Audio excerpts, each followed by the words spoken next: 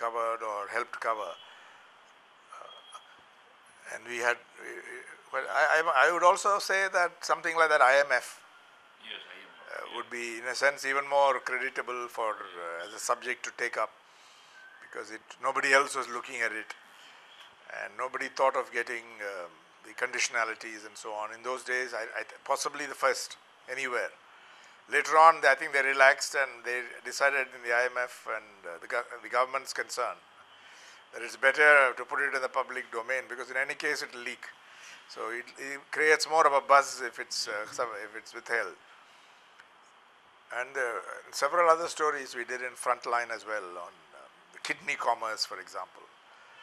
Or we did something on this whole thing about the Indus Valley script, claims that it had been deciphered and that is Vedic Sanskrit, to look into this and to publish on the Gandhi papers, Gandhiji's last year and a half. The papers were kept here and they had to be retrieved from an auction house because they had been given away.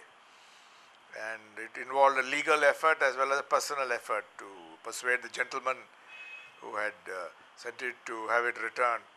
So I was involved in that, and to cover that was interesting. We had a whole cover story on that. And these are, I think, things that will last, or of enduring value, not just the kind of things you always do in daily journalism.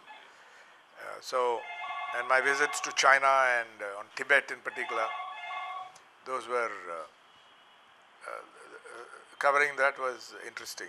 Also sports, you mentioned sports, it's correct. I've always been interested in cricket, but actually my uncle, then editor, Mr. G. Kasturi, got me involved in it and said, why don't you cover this? There was a vacancy in the cricket correspondence post, and I didn't want to get permanently into it. And but I still remember having run those pieces of yours. Yeah, I'm very pleased with that opportunity, because I think you could write at length. Yes. And I covered the West Indies tour of India in 1974-75, 4 of the 5 tests.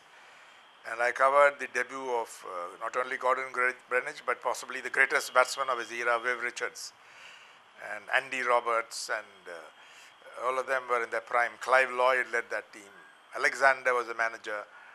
And in fact, after West Indies won the first 2 tests, with Viv Richards getting 190 something in Delhi, I thought it was all over, it's one-sided, and didn't go to Calcutta. I persuaded my uncle, I won't go, let the agency cover it. And India came back. India won because Vishwanath played a great innings, and then I came back